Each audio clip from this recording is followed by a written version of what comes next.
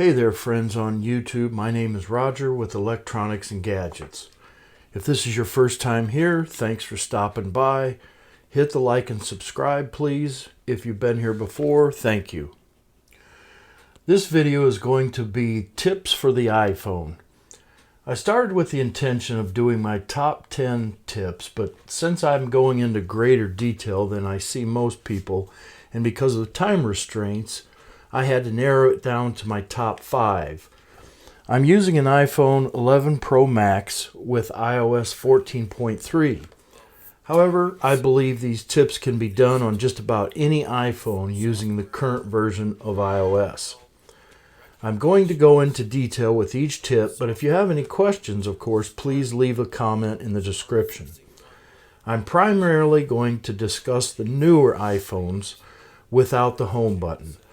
The iPhones with a home button, everything is performed differently, and let me know if you have questions. Again, I can help. Okay, without further ado, let's get started. Number 1, the first tip is restarting and or force quitting your iPhone. The steps you need to take to force restart your iPhone 11, iPhone 11 Pro, or iPhone 11 Pro Max, or any of the 12 series are different if you're used to an iPhone with a home button. First off, simply restarting the iPhone. Yes, we've all heard it before. Have you tried turning it off and back on again? It's the first step when troubleshooting any tech problem. It even makes your phone perform better when nothing is wrong. But why? It's all about the RAM. When it comes to solving performance issues or just making your phone feel faster, it really boils down to one thing: RAM usage. With most modern operating systems, as you use apps, they fill up the RAM. The more apps you open, the more they use RAM. It's just how it works. But as you close apps, or they're manually removed from memory, they're not completely closed out. In fact, remnants of apps stick around, keeping RAM needlessly full, leaving less and less room for newer apps. Now, the iOS will still move things around and make room for newer apps to be loaded into RAM, but that's where things may start to get slowed down. Not only does it have to load the app, but things have to be shuffled around in RAM to make room for the new application to load. There's a saying in the computer world that free RAM is wasted RAM. And for the most part, it's true. All Unix-based operating systems, like the Android, for example, are pretty much fine with full RAM. Windows on the desktop works better when there's a bit of RAM free, but you really don't have to worry about it. RAM can basically stay full at the time without a lot of issues. Where you start to run into slowdowns, however, is with RAM organization. As things are moved in and out of RAM, they get sort of scattered. Pieces of code from the same software can be found all throughout RAM. The good news is that RAM read and write speeds are insanely fast, so the search and collection doesn't take long. Cool. So, how does restarting help? It actually is really simple. When you restart your phone, everything that's in RAM is cleared out.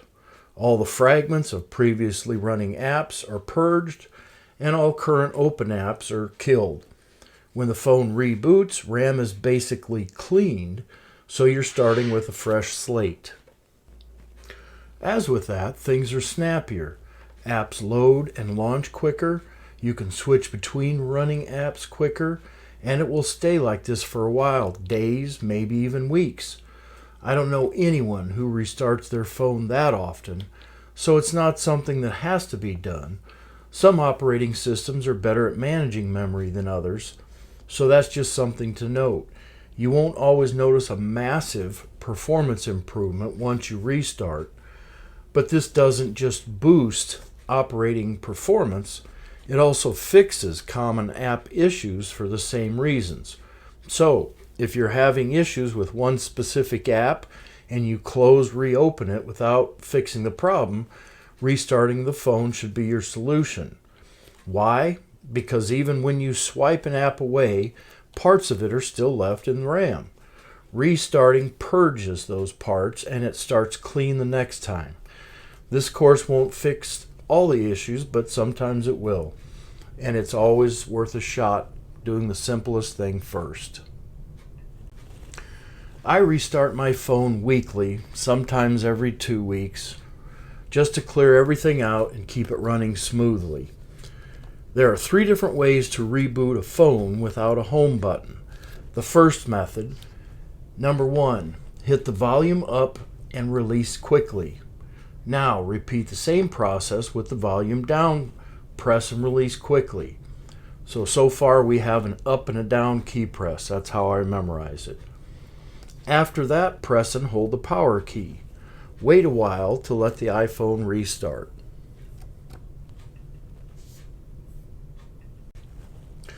The second method of shutting down the phone is to hold the volume up and the sleep-wake.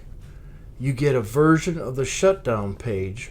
Rather than the regular one, it has the same slide to power down option, but it also has emergency SOS button and medical ID button. The third way is going into Settings, General, scroll to the bottom, and choose Shutdown.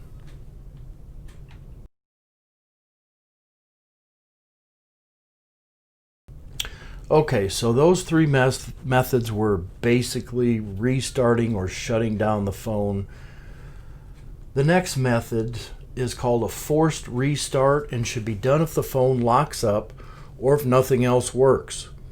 You'll always be able to force an immediate restart. Briefly, what you're going to end up doing is pressing and holding both the volume up and the sleep-wake buttons together again.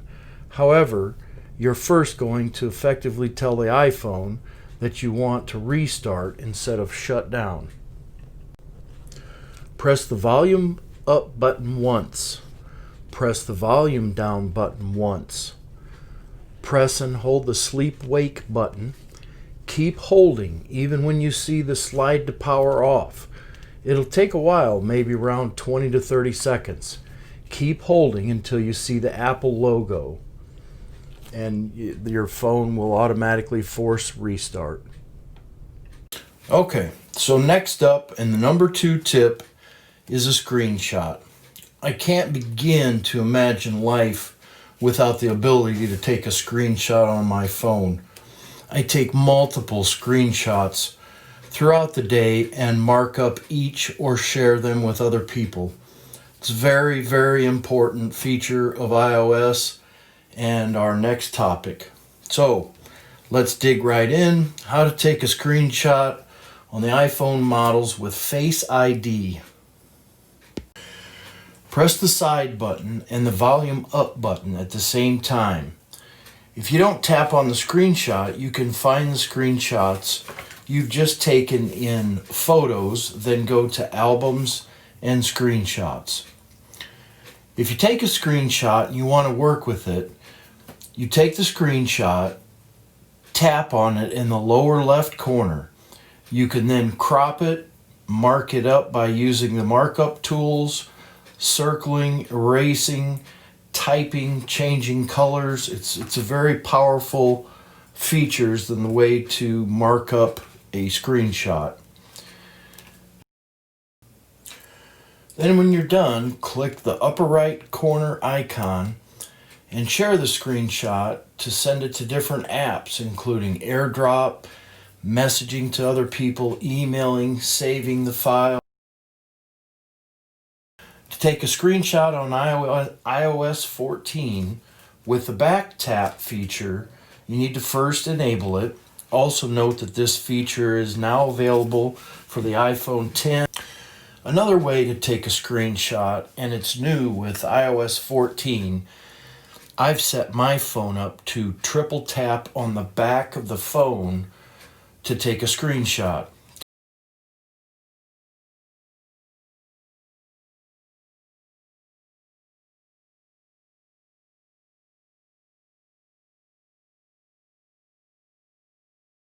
scroll down about to middle where it says touch.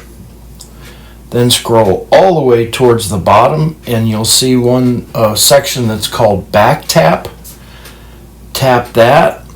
Then I set my triple tap. You have two options really. You have a double tap or a triple tap. For double tap, I have it locking my screen, which I'm going to probably go over in another video.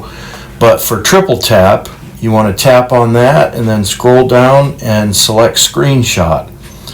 So now every time you triple tap the back of your phone with your finger, it will take a screenshot. It's very, very handy. Next is dismissing, clearing, and managing notifications. So you can do any of the following. First, to handle a notification you receive when using another app, pull it down to view it, then swipe up to dismiss it. Real simple. To clear a notification, swipe left over the notification or group of notifications, then tap clear or clear all. To send a notification directly to the notification center, swipe left over the notification or group of notifications, tap manage, then tap delivery quietly. This prevents notifications from the app or group from appearing on the lock screen, playing a sound, lighting up the screen, or presenting a banner. To see and hear these notifications again, swipe left on a notification in the notification center, type manage, then tap deliver prominently. Turn off notifications for an app or notification group, swipe left on the notification or group of notifications, tap manage, then turn off. To change how an app displays notifications, swipe left on the notification, tap manage, tap settings, then choose an option. You can choose whether to allow notifications from the app, whether the notifications appear, for example in the notification center, or whether to play an alert sound, and so on. To clear your notifications in the notification center, tap the X, then tap clear. When you haven't used an app in a while, Siri suggests that you turn off notifications for that app. Number 4 is updates. There are two different kinds of updates. One for the actual operating system and one for the programs on your iPhone. Let's start with the operating system updates. This is a pretty simple way that you go to Settings, General, at the top, Software, Update. It will check the Apple servers for the most recent update of the operating system. If you want to automate all this, do the same, Settings, General, Software Update, and check Download iOS Updates. It will check updates and then install iOS updates, which will install updates in the background. This is all for the operating system. To do the apps, I do this very simply by going to the App Store, tapping and holding until you see the secondary menu appears that says Updates. I tap on that and then take my finger and scroll down, updating the page, then update the apps if any are available. I manually do my updates, both my operating system and my apps. I don't like them updating in the background. Some people like to have that setting on. It manages everything. You don't have to mess with it. That's one way of looking at it. Another way is I like to know what new has come out, if my operating system is updated, and or if a new app is recently updated. So I like to be in control of my apps and operating system updates, so I do it manually. It's personal preference. Number 5, and the last tip, and this is going to be a simple one, is to create custom vibration alerts. So if you want to know if, say, your best friend is calling without ever looking at the phone, Buried in the contact settings, a fun option lets you create custom vibration patterns for your contacts. To do this, go to Contacts, choose a contact, then tap Edit in the upper right corner. Then scroll down and navigate to Vibration, Create New Vibration.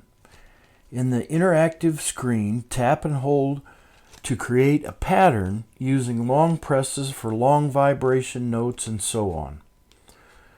So, those are 5 in fairly good detail tips for your iPhone.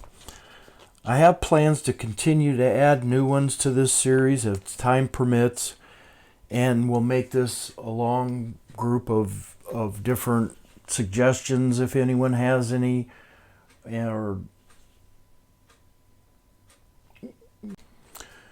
Thank you for being here. Please click like and subscribe to my channel. And until the next time, I'm out.